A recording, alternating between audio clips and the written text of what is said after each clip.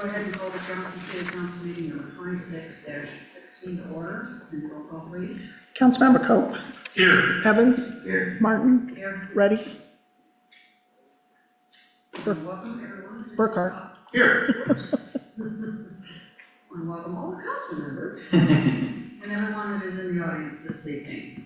If you're here for an item that is on the agenda, we would ask you to wait for that item to come up and to address the council at that time.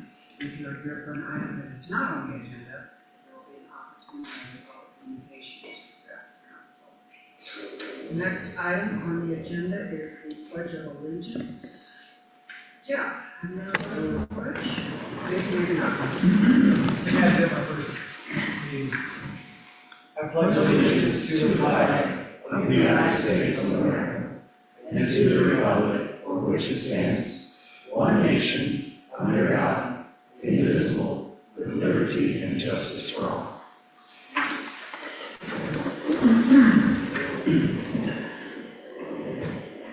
Next item on the agenda is the agenda approval. Mike, do you have any changes to the agenda? None this evening. Council, any changes? Seeing none, do we have a motion to approve the agenda? We have a motion and a second. Any discussion? Cindy, vote please. Councilmember Evans. Yes. Martin. Yes. Burkhart. Yes. Cope. Yes. Motion passed. Next item on the agenda is public communications.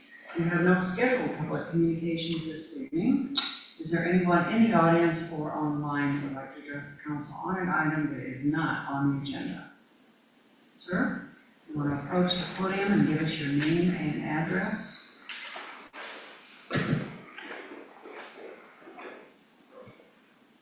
Good evening, Mayor and Council. My name is Jason Zilk.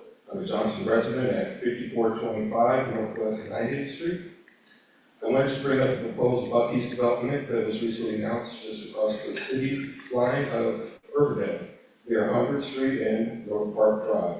From the information that has been released, this would be a very significant development, approximately 74,000 square feet, more than $60 million in investment, more than 200 jobs, and a projected 5 million visitors per year. I'm not here tonight to say that Bucky's is necessarily good or bad for the area. It could certainly bring economic development to the metro. My concern is that although the property is Urbandale, many of the effects of the development of this size may not stop at the Urbandale city limits. I would like to ask whether the Johnston staff or the council has already been in communication with Urbandale regarding this proposal, and if not, I would encourage the city to become involved while the project is still early in the approval process. In particular, I hope Johnston will ask to participate in or review a comprehensive traffic impact study that considers 100th Street and Johnston neighborhoods, as well as issues such as lighting, drainage, emergency services, infrastructure costs, and potential impacts on nearby residential properties. I understand that the final land use decision belongs to Urbandale, but because the site is so close to Johnston, I believe that it is a situation where cooperation between the two cities, Iowa DOT, and regional transportation planners would benefit everyone. A project expected to attract millions of visitors each year should really be studied as a regional project rather than having the analysis end at the city boundaries. Thank you. Thank you. And I'll just say that I personally agree with you. But yes, we will be having conversation with Urbandale. I don't know that they're necessarily required to have conversation with us, but we will be talking to the mayor and staff. Thank you. Is there anybody else in the audience that would like to address the council on an item that is not on the agenda? If not, we'll move on to the next agenda item, and that is public hearings. And we have one scheduled public hearing. Is this, how do I handle this?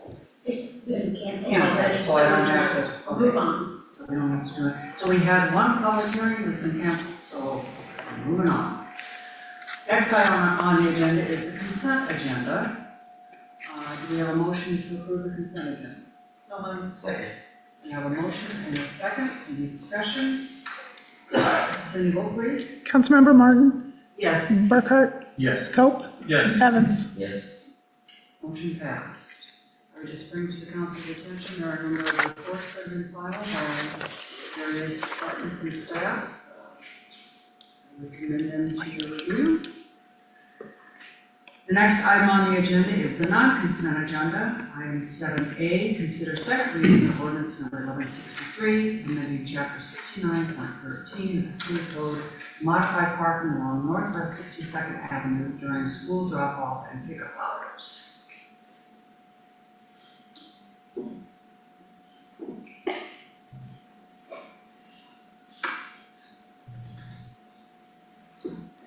Good evening. No comments have been received to date. Staff has worked with communications along with the Johnston School District to create this educational flyer to help educate folks with the changes in front of Lawson on how to navigate through the on-street parking for the queuing.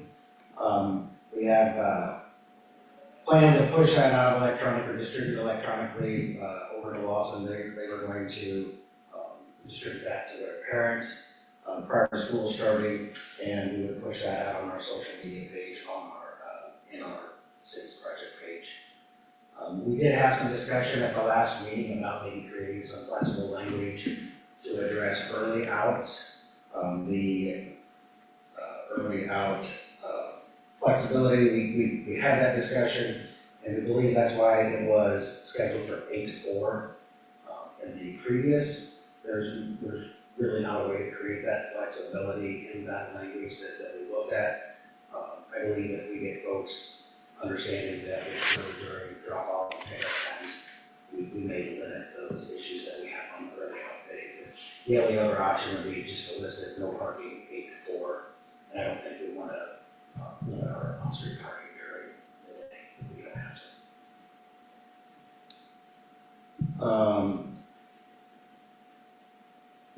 Be happy to answer any questions. Council, have any questions for Matt? Yeah, I'm fine with not addressing the early out issue as long as it doesn't become an enforcement issue.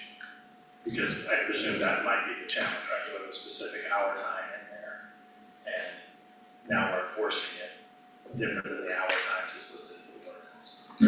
But if it doesn't become a problem, then it doesn't become a problem. I just think that, you know, that's my only concern. So I'm not trying to create a problem. If it works out, there's not an issue, great. But I think we just, I don't want it to become an enforcement issue, which it could potentially be. Yeah, I agree. I would like to monitor that and see if we have, if that does create any issues. Otherwise, we may have enforcement issues on the other hand if we're no parking from 8 to 4 and folks are parking in that. Yeah, I don't think anybody's suggesting we go back to the 8 to 4. I'm just trying to figure out how you deal with the times when you have early dismissal because of snow or whatever. And so then you're not in those exact limits of the ordinance does. Any other questions for Matt? Matt, is this one where we need to adopt the third reading as well? When the time, yeah, when the time is appropriate to waive the third reading and adopt the motion. If there are no other questions for Matt, I would ask if we have a motion to approve second reading of ordinance number 1164. So moved. Second. We have a motion and a second discussion. Cindy, vote please. Councilmember Burkhart, Yes. Cope, Yes. Evans, Yes. Martin. Yes. Do we have a motion to waive third reading and to adopt and publish? So moved. Second. We have a motion and a second discussion. Cindy, vote please. Councilmember Cope, Yes. Evans, Yes. Martin, Yes. Burkhart. Yes. Motion passed. Moving on to 7C, consider approval of resolution number 26-147, approving the site plans for the 141 Business Park. We've Go got this one. Oops, how about 7B? Consider second reading of ordinance number 1164, amending chapter 63.04 of the city code to revise the speed regulations on Northwest 100 and Northwest 107th Streets. Yes, at our first reading, we passed the first reading as there was some discussion about getting more public input. Staff has not received any public comment at this time, but my understanding is council has received some public comment about this week event as well. So at our August 3rd meeting, we did start working with our communications team to design and mail out postcards on that survey topic. They did go out on Friday, the 14th. So we've had some folks that received them on Saturday, some that received them today. On the map that we sent out, we did, which is kind of hard to read, but you can see the yellow on the left side of the screen there is 107th, and right cutting through the center of that yellow would be 100th Street. So we did take a pretty wide swath for those folks that do utilize 100 and 107th, maybe not just the folks that live right on the roadway. We did get results back, or we got preliminary results back. We had roughly 199 folks that have responded to that over the weekend and today. And we had about 163 folks that said, no, don't lower the speed limit. And we had roughly 63 folks that said, yes, please lower the speed limit.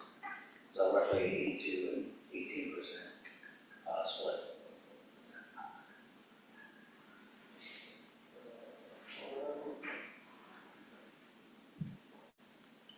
Happy to answer any questions. So Matt, some of the people didn't even get the postcard until today. Correct. Some of those may not, if they didn't get their mail over the weekend, or they may have gotten delivered yet today. These are very preliminary results. We can send it out to over 700 residents, so we still have results that will be coming in. And we would likely, should have all those out, and most of those or whatever we're going to receive by the 3rd meeting. And I asked you this question earlier, Matt, and maybe we don't have an answer to it yet, maybe we do, I don't know. Is there a way to sort the responses so that we know, so that we can see how the people who actually live along those roads and who would be most directly impacted because their driveways lead out into those roads, impacted from a safety perspective? Can we pull those out separately from those that just travel the road to get to work or get to school or whatever it might be? They weren't separated by street address, so that we didn't want to limit it because you may have multiple drivers, husband and wife at the same address. So it is being tracked by their IP address that they submit that on. We did look at that. They haven't had one IP address flood the survey. We've had, the max we've had are 3 votes from one IP address or one computer. Okay.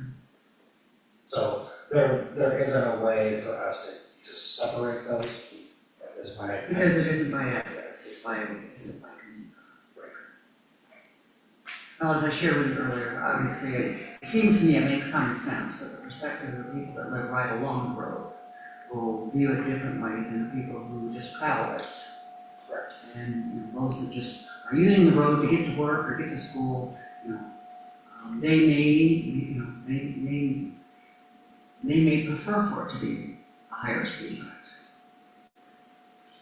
And staff's recommendation was still to lower the speed limit due to the new trail that was put out there with 3.5 crossings. We've had requests for crossings on 107 that we'll still have to have a conversation about when we install those. We're going to have new crossings across that road, so staff recommendation is still to lower the speed.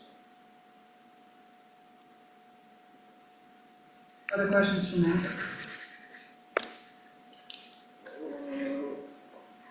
Do we have a motion to approve the second reading of ordinance number 1164? So moved. Second.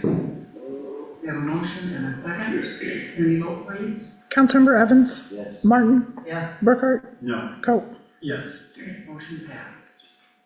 Item 7C, consider approval of resolution number 26-147, approving the site plans for 141 Business Park.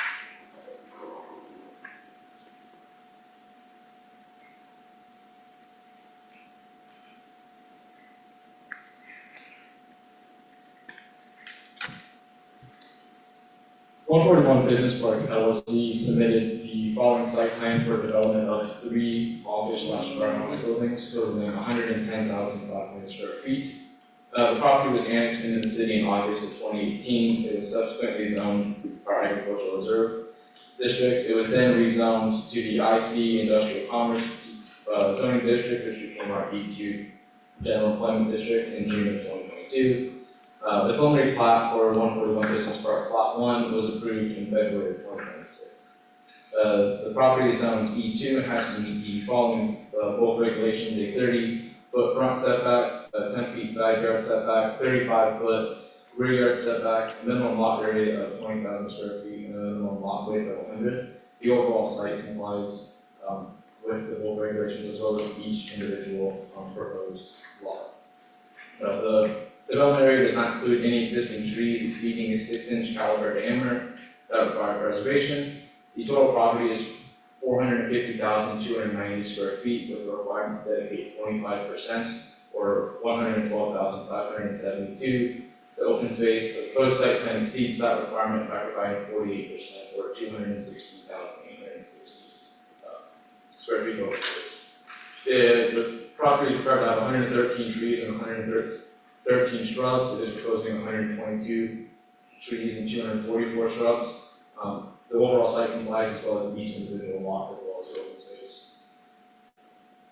There is a 20-foot landscape buffer is generally required along the entire northern property line, which would be this side right here. Pursuant to table 182.2, as the subject property is zoned E2 and the property to the north is zoned C3. However, the Johnston Code of Ordinances states that buffers shall not be required when property is adjacent to a utility corridor. The subject property is adjacent to a utility corridor along the northern property line with a 50-foot gas main running through there. Staff does note that one of the conditions of approval that we have is waiver of that landscape buffer. That is for staff records, so if you like that, that is the main reason for that. The site will be accessed via Northwest 110th Court. Northwest 110th Court is currently consists of rural cross-section roadway, public improvement plans and associated legal agreements for the required improvements are currently under review by city staff. Approval of public improvement plans and legal agreements will be required prior to the approval of construction plans for the final plat. 130 parking spaces are required for the overall development, 142 are proposed. I have that broken down by the office and the warehouse components of the staff report for the council members to see. Electronic vehicle charging, so 1% of parking spaces that equates to 1 EV space. Bicycle parking will be provided. The utilities, the site will be served by existing city water and sanitary services located along the east of Northwest 110th Court. All lines and mains located within the property to be privately owned. The development has been reviewed and meets all fire protection requirements. Runoff will be collected by a newly proposed detention basin. It's Outlaw A, located to the south of the building. The subject property is not within any FEMA designated waterways or floodplains. As the property is zoned E2, it has to meet the following architectural requirements, which is at least 30% Class A, no more than 70% Class B, and no more than 25% Class C. The development meets all architectural requirements. Lots 1 and 2 are buildings A and B have 100% Class B on the western facade. That is because, as noted in 185.03 of the Johnston Code of Ordinances, it lists that all facades facing are visible from a public street in any district are exempt from the architectural regulations. I can answer any questions you may have about that, the applicant is here as well. Council, any questions? Mayor, I have a few. What is happening for the road there? Is it 110? Yes, 110th, Northwest 110th. There's no landscaping shown along it. There is no sidewalk along there. There might have been a plan that showed a trail. What is the future landscape for that road? The future landscape for the road is not in the comp plan as a requiring street trees in our code, so what we have for the landscaping is there. That can change, but for our comp plan requiring street trees is for, if it's an arterial or a road, which is not shown over there. And is there a trail along there? Proposed trail? The construction plans for it are still in process. I don't have them exactly about head for. But it's not part of the development to build this trail and put this landscape, correct? The construction of the road is probably not part of the development. As currently designed? Yes. The interior sidewalk circulation, there's quite a few places where they cross through the parking lot. I didn't see any sidewalk details. Are we asking for ADA ramps? That is something that we've discussed and have outlined. That as well. So that would be. I see that the landscape architect is here. I was wondering if I could address some questions to him. Do you need anything specifically pulled up? No, this will be good.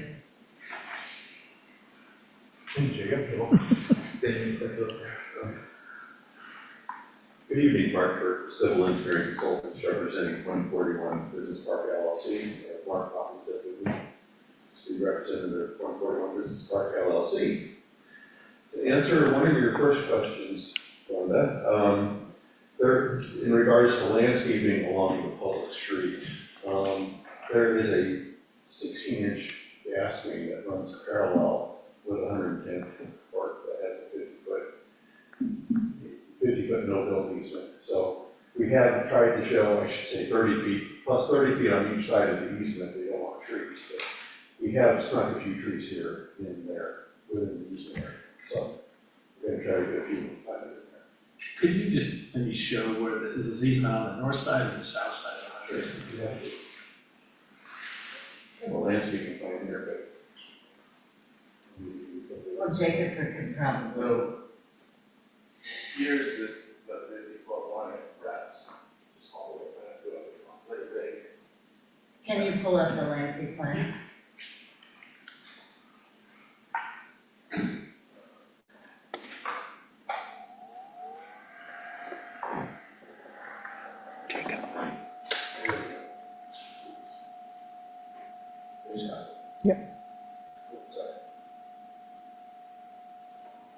Yeah, so the yellow dash, orange dash line is the 20 gas easement. So you've got the right-of-way line, then you've got the easement line in here. The easement line in here. We've got a 30-foot requirement for distance of planting trees away from the gas gate itself, so that extends beyond the easement a little bit. So with all that, all those requirements within NG, we try to keep plantings away from the easement as much as possible. The shrubs, they don't have a problem with shrubs, they have concerns with trees.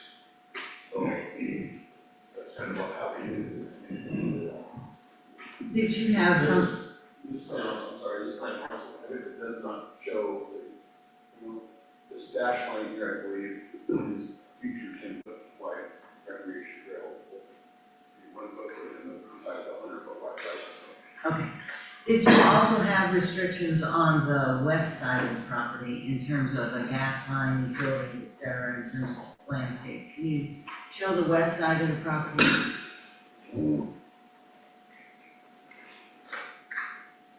So there are no easements that cover the property along here. This is basically the off ramp here at 141 that connects on to the little private here, or further up, I guess, a little bit for the parcel in here. So basically, we are showing quite a number of overstory plantings, some ornamental plantings, conifers and shrubs, or overstory plantings along the right of way.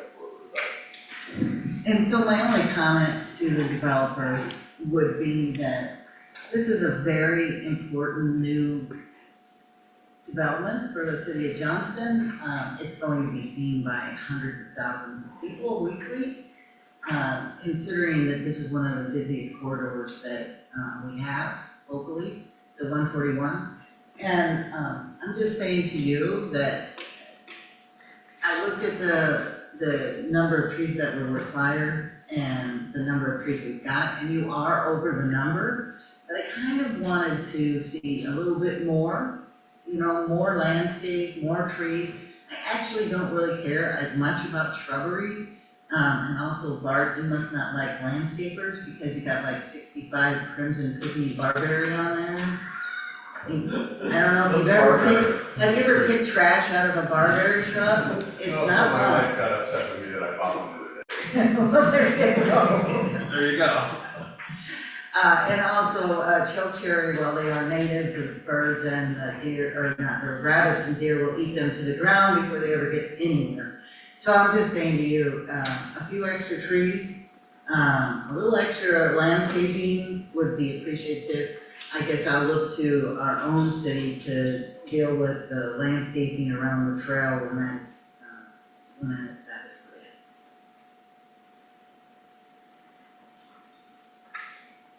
put in. Mark Bockinson, 1003 Northwest Ridge Road, Ankeny, 141 Business Park.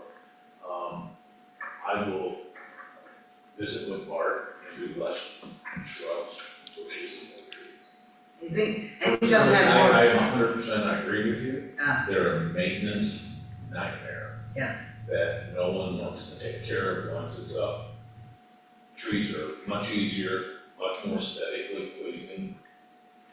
You get more bang for the buck with some trees. And I do plan on, there's a trail, 8-foot trail around the water Great. area, that will be heavily treed. You'll add some more trees than what is here. That would be great. Because I know that on the west side, there's another gas line, so it's probably something else that you have. We're off of that gas line up A little bit, yeah. there. And there's like 1,000-foot, 1,100-foot walking trail around the water feature, detention area. And I appreciated that you were putting that in there for the people that work there to get out and also hopefully we'll have some bike traffic. Eventually, we're trying to get a trail from, the Johnston area up to this area. I'm not sure where that'll be, but I appreciate all of that. So thank you. More trees, less shrubs. And I will tell everybody that Bart and I were in class together. So I got fun out of picking up. Thank you, Rob. Any other questions, council? Mayor, I do have a follow-up. I just need some clarification from Jacob if possible.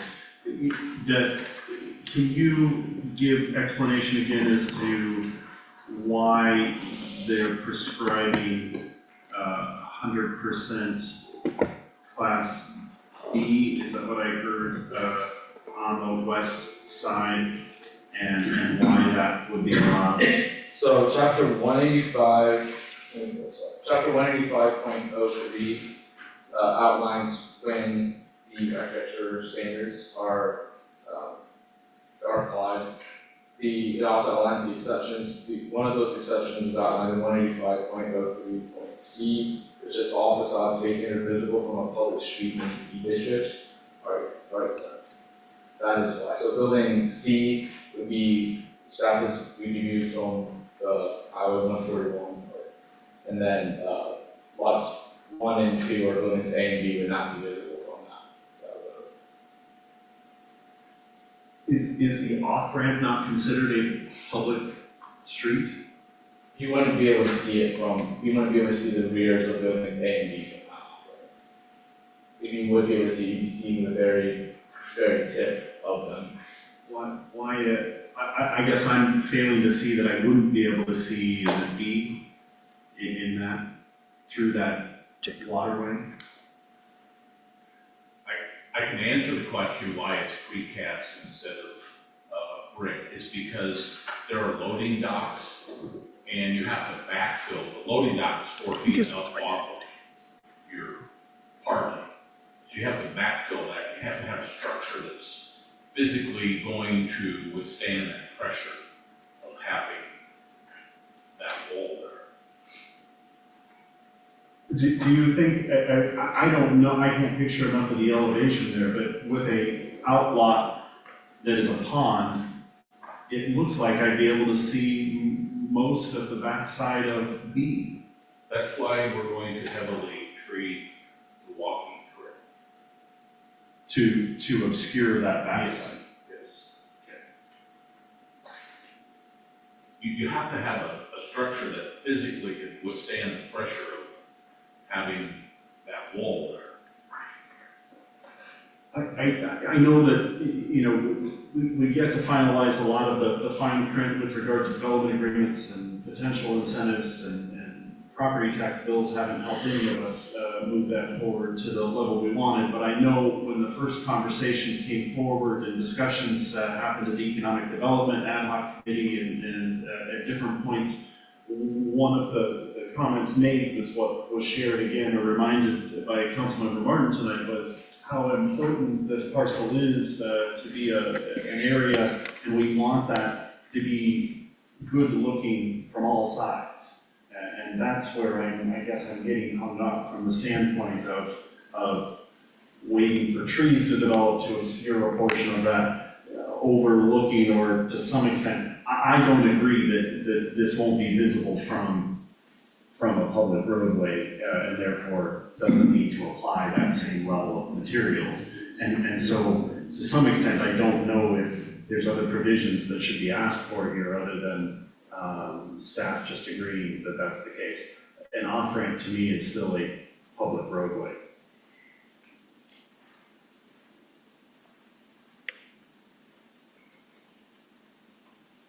I certainly understand the architectural and moreover engineering requirements to be able to put the type of purpose that's there. It's a matter of making sure that we have that obscured from the start. Or we have a quality material that's required on all the sides that are required. This is so there is no Class A material that would work from it.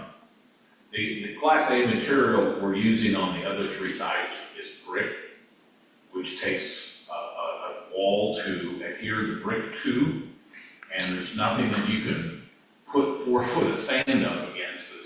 I would be afraid as hell that that wall would blow out. It would, I mean, that would just be a nightmare. And not to argue with you, but that's a highway, a state highway. It's not a public city street. I'd ask our legal counsel, do our ordinances apply to state highways?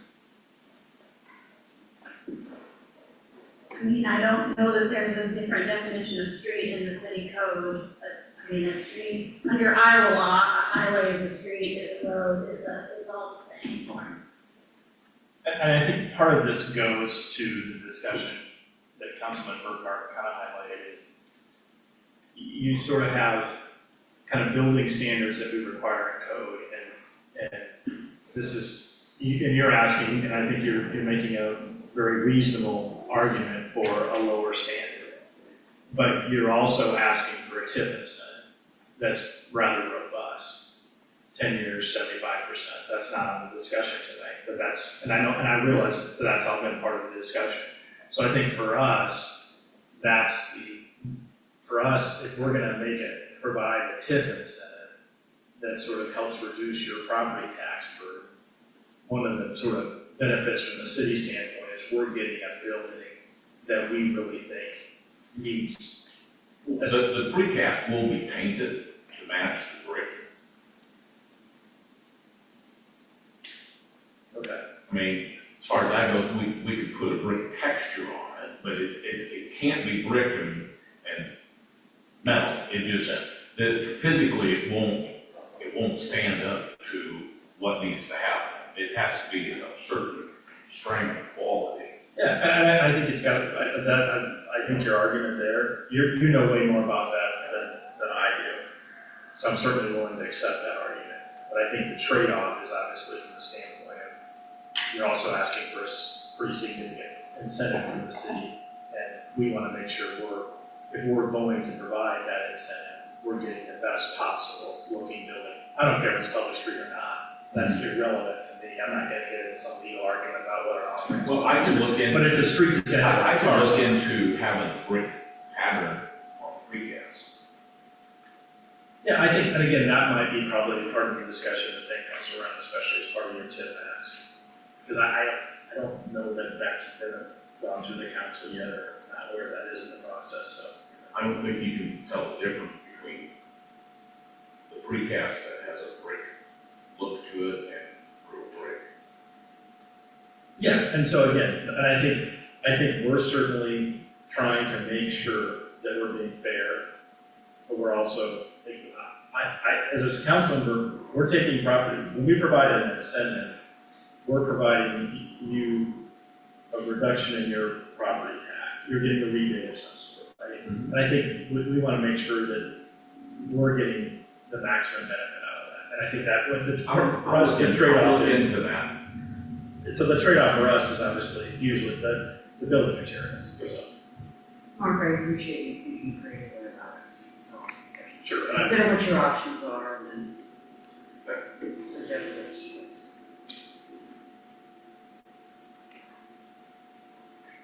Council, any other questions? I guess I would agree too, that being creative, and I appreciate that approach as well. Any other questions, council? If not, you would have a motion to approve resolution number 26-147. So moved. Second. I have a motion and a second. Further discussion? I have a comment.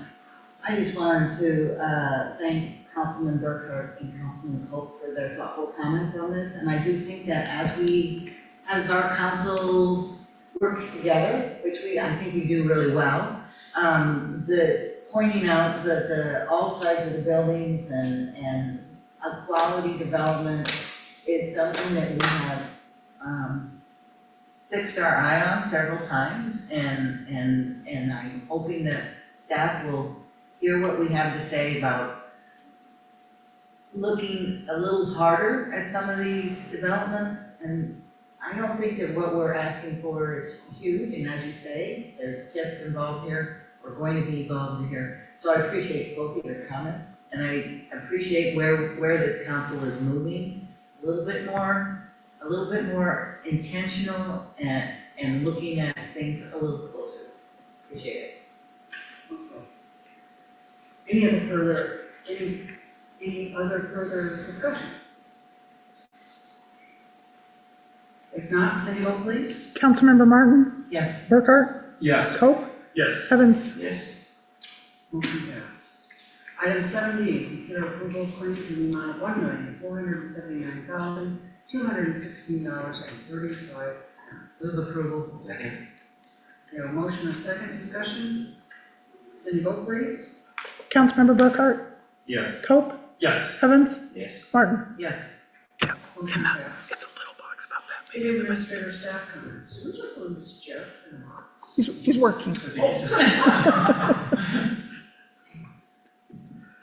I'm pausing, so I know Jeff's gonna get, Oh. right now, but, is he, He's plugging in his, sticking yours out, plugging his in. we'll pause for a second. Matt, do you need to come up here, or do you have, do you, come up here? Are you ready, Rick? Yep. Thank you.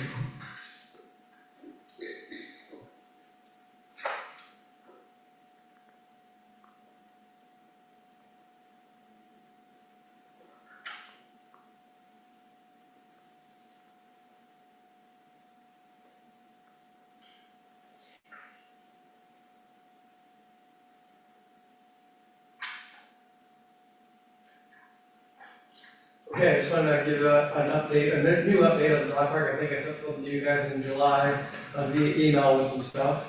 But the contractor is on site, and so the end is almost here. Just to kind of recap, we had some issues this spring, a little rain, and we knew that the area was a wetland, just didn't really know how bad it was until we kind of cleared up some of the area. We met with Snyder and TK Concrete to come up with a plan, and then TK had to do some other projects, finish up some other projects around town, but they started out last week and are bringing in extra fill dirt. We had redone where the little dog area is now right here where this dirt pile is, so you're going to come up in the sidewalk and it'll be on your right instead of on your left.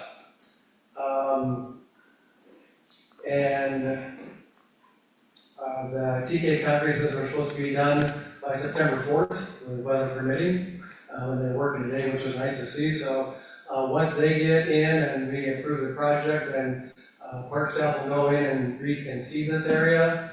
Hopefully we can get some good growth. I have a couple other pictures I was gonna show of the kayak launch. So as you know, we accepted that project and came in a couple weeks after that. I think this is about 3 weeks ago, and we're already getting some good growth in there. So we're hopeful that we can get some good grass established. We might be able to go in sooner. Once they get this dirt in, we can probably start seeding some of it now, as long as they're not gonna go in and disturb it. And the fencing people should stay around the outside of that. So, as soon as we can get grass established and let dogs in there, we will. Our plan was that if people signed up for a 2027 dog park pass, they can have the rest of 26 kind of as a freebie, come check it out and enjoy. So we're hoping that to have a grand opening dog ribbon cutting sometime in October. Any questions? So, one question I've got, and so I'm looking at one of the attachments, Jeff, is this dog park wetland delineation map. Yeah, you're in the different item. Oh, that's why there's nothing there.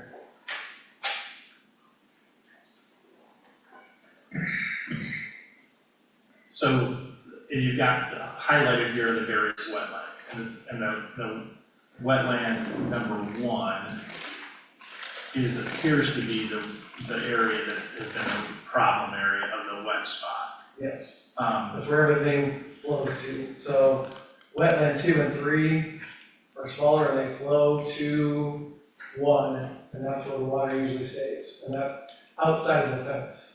So my question is, so I sort of think about wetland or a wet spot is how do you keep the water once it's kind of in an area? Like typically we have like a detention pond, right?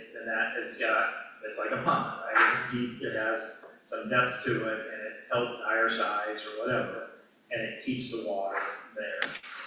So how do we ensure, because it doesn't appear that we're creating an actual pond here.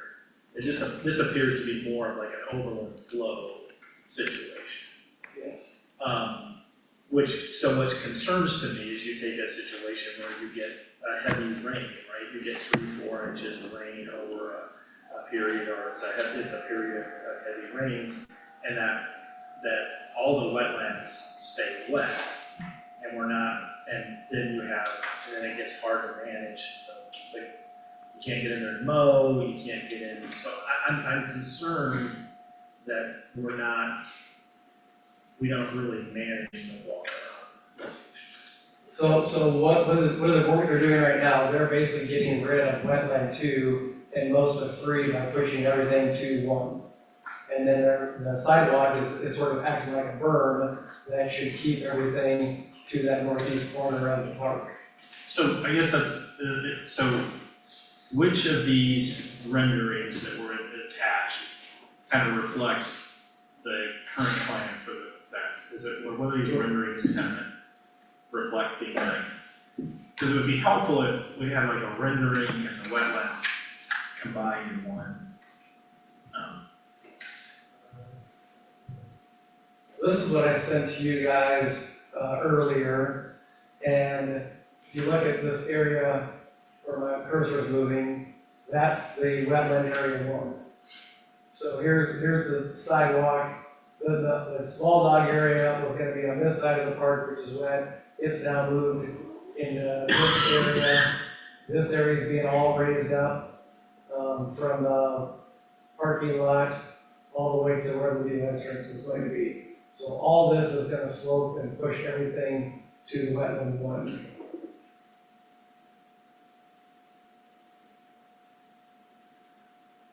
And so this drawing here reflects kind of the revised Grading and fencing. the grading. Correct me if I'm wrong, Jeff, is the red area, is that where the additional grading is occurring in? Yes. And then is it really sloping from that northwest corner south and east around the berm back up to the wetland 1? Is that what's proposed? Yes. So could you, so it's sloping, the water will flow from where to where? West to east. So everything from Casey's and Little League, and then there is an outlet over here in the corner of the park. Everything pretty much goes to the low area, which is wetland one.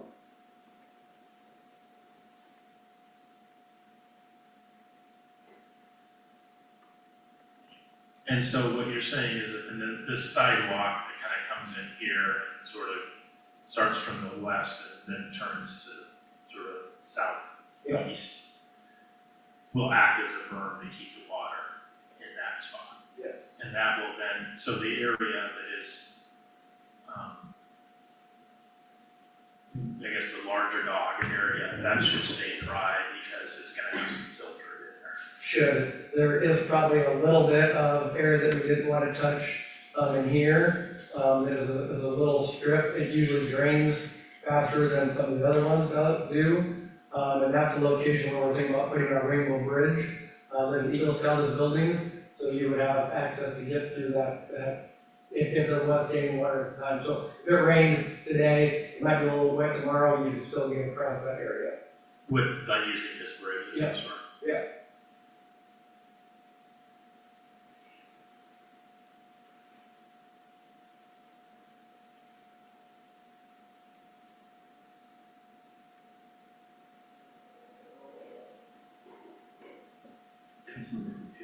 No, I think I'm good for it. Mayor Mann, there's an attachment that does depict the sidewalk and the current parking as well as an extension of the trail that has 3 different highlighter colors on it.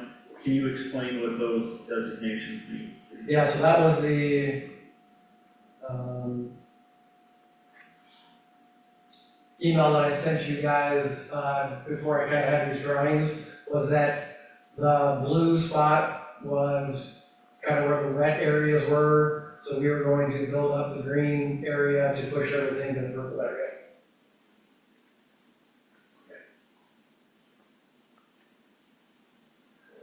My only other comment on this project or on the kayak, I appreciate the fact that you're kind of giving them a try it before they, well, after they bought it, 2026 access, is the fact that I really just want to see that grass take off as much as possible. And I cringe a little bit in even indicating that that's going to be open during usable months of this year yet.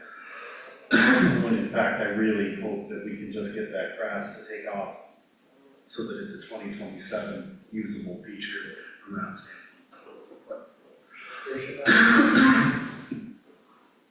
I also do have some questions regarding the communication that we received to our dais tonight. But I want to make sure that other council members can get their questions answered regarding this project. Any other questions for Jeff? Thank you. No, thank you, Jeff. Oh, wait, I guess we have. I do have more questions for you, just not about those projects. Gotcha. Did you get an email from, or a letter and some photos from Carolyn Christensen? Yep, and I called her back this morning. We've taken care of the planter, taking the trees and weeds out of it. The reason why we didn't mow in that area along the flume was because the last time we mowed it was so wet that we almost slid into the flume when we were mowing. We usually mow up to the flume, but this last time we weren't able to, so that's the cause of that, and they're gonna be out there this week taking care of that. And then this fall, when we go to trim out a lot of our trees, we're gonna take care of the pine trees. Great. Thank you very much. Thanks for addressing that with her and then also giving us that. That's always appreciated. I have questions. We're not done yet. The Foxborough Trail, I noticed that, and as I forwarded to you and to Mike and to Dave, a Facebook post on the Green Meadows West page, some frustration that folks have expressed because, while the trail is awesome and it's beautiful, the fill dirt on the edges of the trail has not been added in, and it's been several weeks. And so if you're on the trail and you would somehow fall off the trail, I don't think it's probably particularly safe. So I noticed today, you have put signs on closing the trail. The contractor should have had barricades up until the trail was usable. But I think that they got pushed off or moved during the process, and they got pulled out to go do a job in Pleasant Hill, but we were supposed to be back last week working on it, and I don't know with the weather, they weren't able to, but he emailed it back, and they were gonna try and get that finished this week. Okay, so your hope would be that this week, that they would be working on getting that filter. Yes. And then that would allow the trail to be reopened. Yes. And then they're going to start tearing out the section up to Kings Row and getting that all finished. Okay.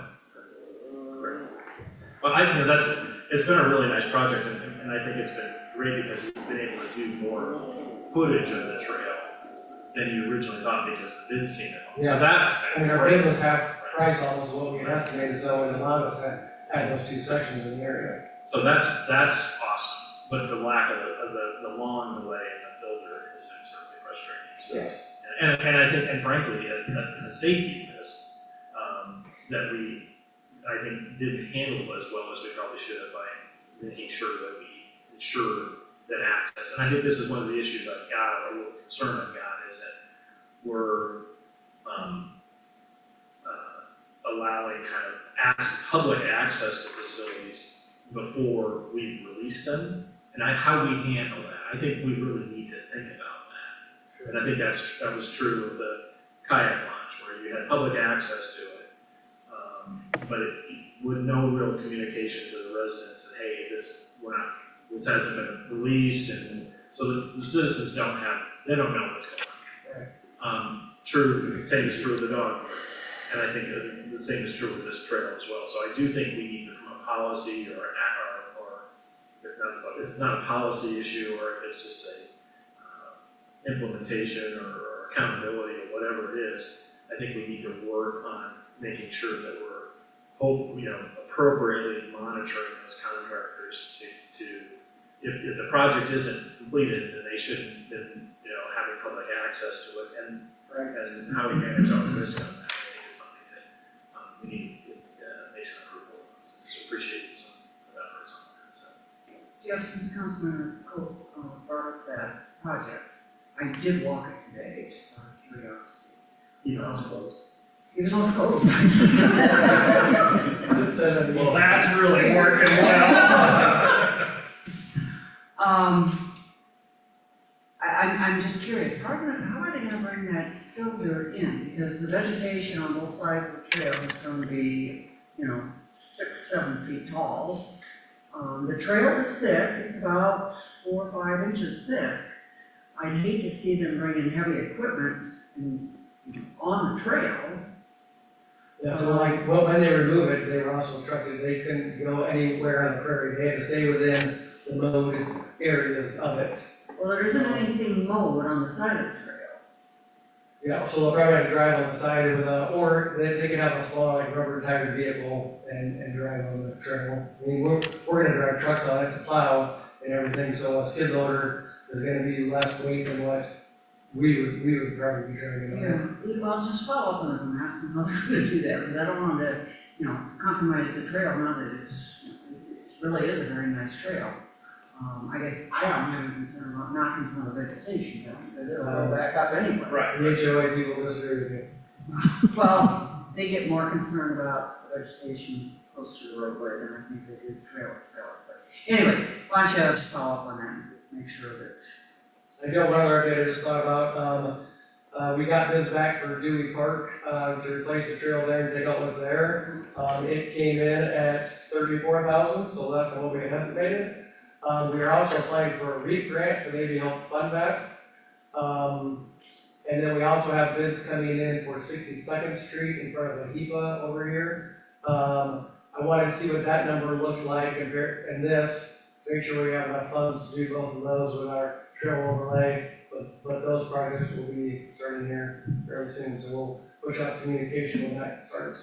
So we're replacing trail in front of the HEPA? It was basically, it's 2 5-foot sidewalks put together that have a crack in the middle of it. and it slopes everything to their parking lot. So we're gonna make it nice, 10 foot, no tire grabbers in the middle, and have it slope away from their parking lot. That's great. Thank you. Thank you. Mike, anything else from you? Sorry. If not, let's hear from Matt.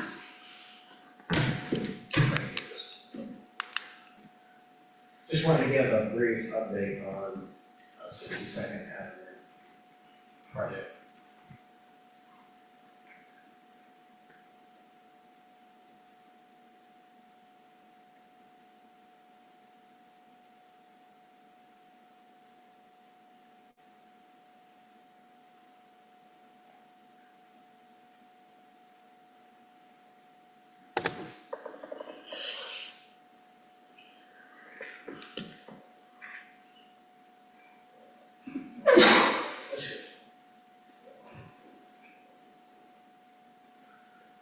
Okay, the water main installation along 62nd Avenue, which was really the first portion of this project, has neared completion near Beaver Drive.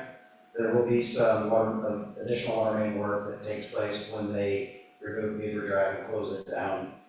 If you recall, early on when we were looking at staging this project, stage one was really, after the water main completion, was 54th and 51st Street here. So what the contractor has asked to do, they put in a request to kind of flip the staging. They've got water main in, but they've got sanitary sewer due to Mid-American power pole still being in place. They're very close to where that sanitary sewer sits, and we've got a lot of sand in this area. So as Mid-American continues to work to the west, the hope is if they can flip stages, work from the east back to the west, those poles will be down when they go to work in that area, likely early next year. So they've requested to jump to stage 2, where we don't have sanitary sewer in this area for to be constructed. What they were requesting to do first would be to close this intersection, which has always been in the project to do, and then they would continue to work back to the west up to about 49th Street is about where we believe will be completed this year. With that, we've reminded them that we've got a holiday coming up. The closure for the intersection is a 3-week time period. Those are calendar days. So rain or shine, they've got 3 weeks to do their work and get that intersection back open. With that, we have started working on communications to notify residents and businesses that are on there. They'll have the detour coming through this area using Beaver Drive at 66 up to Merle Hay, and down folks out there will have to use Johnston Drive and go out to Merle Hay. So just wanted to get council an update on the request that the contractor has put in, and they plan to start that September 8th, which is the day after Labor Day.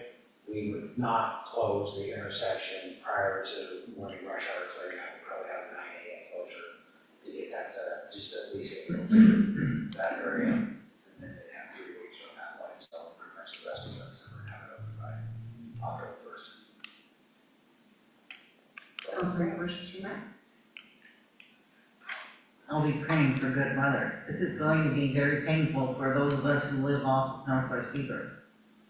It's going to be very painful for those of us that use Beaver Drive to get to work.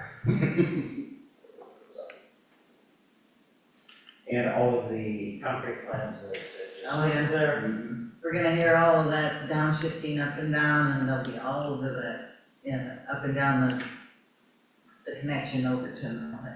It would be messy. Yeah, the goal is to get the intersection back in place in that duration, and then they can reopen the intersection and continue to work to the west.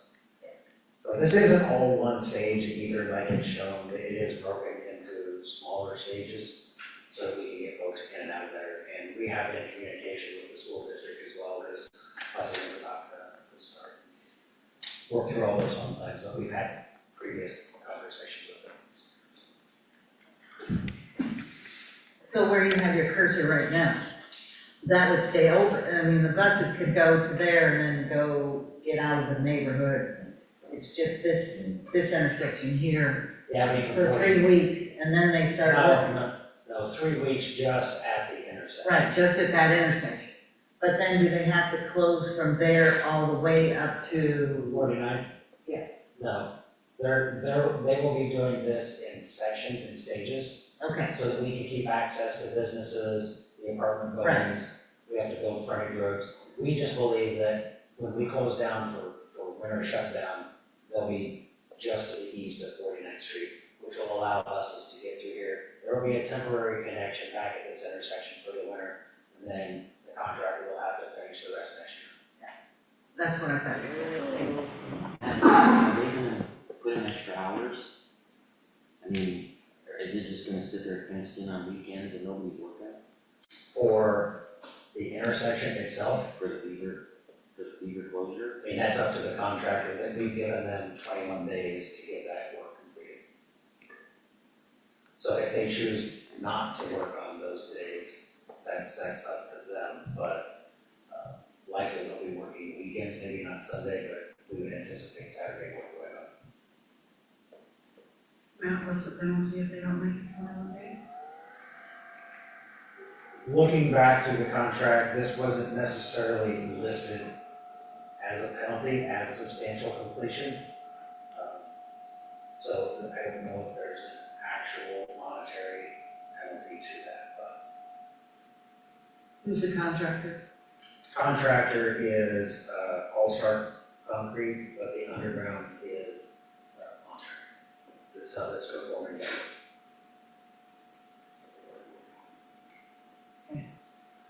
Any other questions for Matt? Matt? Any other staff comments this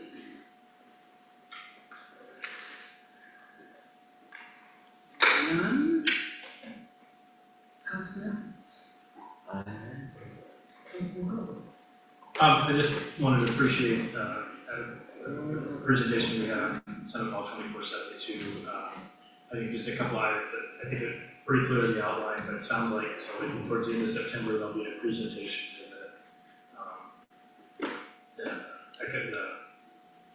the HR Finance Committee, and then I presume there'll be a work session and similar presentation of a work session to kind of look at, right, identifying potential between 693,000 and 1.8 million in some sort of savings. So that's what that would be. And then I guess the other thing I would encourage or just sort of be ensure is that as we look at all those processes, reviewing those planned debt expenses be part of that process too.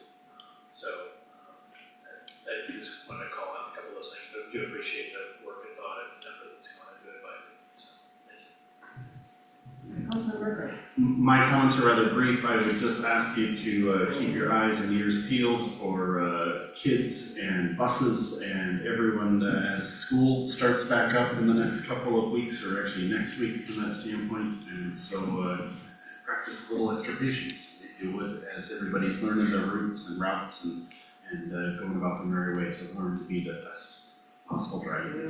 What's the first day school? 24th, I believe. Yeah.